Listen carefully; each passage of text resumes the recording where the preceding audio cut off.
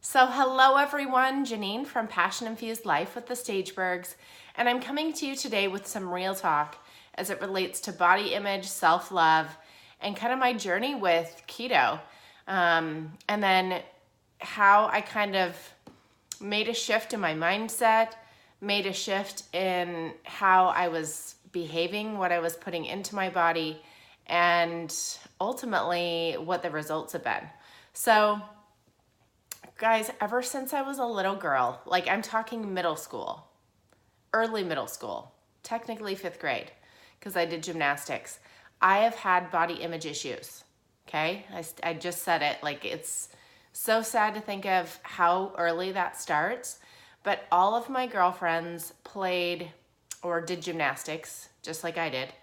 And they were all super, super tiny. So again, talk about different body types, different, like BMI is freaking baloney. So, and then weight, like weight of somebody that is like sturdy and thick is not going to be the same as someone like our youngest, Leighton, who's really itty bitty but long, right? So my point is that it has taken me 37 years to get to the point where I am not comparing myself to all these different body types that I'm never going to be, and nor do I want to be. So, and really that journey started when I introduced keto, and I did it for the right reasons. My physician said, Janine, based upon these certain genetic markers, I think you really should try eating a more high-fat, low-carb diet and moderate protein.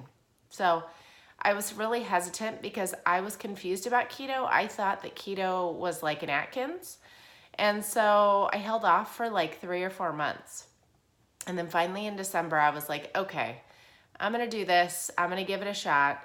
I had a really good friend who was a nutritionist who was doing it for an extended period of time. So I kind of picked her brain a little bit, read everything that I needed to read, blogs, podcasts, watched YouTube videos, read like 6 different books, and kind of put together the regimen that I've come to, which is, which was ultimately staying within 75% fat, 75% fat, 15% protein, and 5% carbohydrates. So I was doing lazy keto to start, okay? So for me, I really just wanted to get to a place where I wasn't hyper-focused on the scale, I wasn't hyper-focused on the food, and I just felt good, okay? So inadvertently, I started in December. By the time I got to February, like the end of February, early March, I was like, man, this just doesn't feel good. Like everything that I'm reading, all these people losing weight, all these people doing, like having this amazing mental clarity. I was going through the keto flu off and on. So it wasn't until then a friend mentioned exogenous ketones. I incorporated those into my lifestyle on the 12th of March, the first day of my national sales meeting for work. And I am so thankful that I made that change. I'm so thankful that I incorporated those into my life because I am now 51 days later. I have not had one single migraine, which is a huge accomplishment for me. I would get 2 to 3 a week, enough to be approved for therapeutic Botox. I was tired, guys. Like now I'm popping out of bed. I'm an early riser, and if I get up too late, like I feel like I've wasted part of my day, I pop out of bed at 5:30. That makes me so happy. And I'm falling asleep like so well rather than having that busy brain and not being able to fall asleep. That's not happening to me anymore. I am down 7 pounds, and I'll link some pictures in here.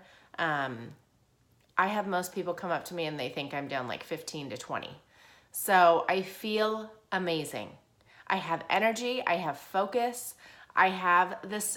Until you actually try it, you don't know what I'm talking about. So I have some 10-day experience packs. They're $75. If you want one, message me. I'll put some info in here. But I have never felt so amazing, both mentally and physically, about my body. So don't forget to subscribe. It's a marathon, not a sprint. Have a wonderful day. Passion infused life with the Stagebergs. Bye.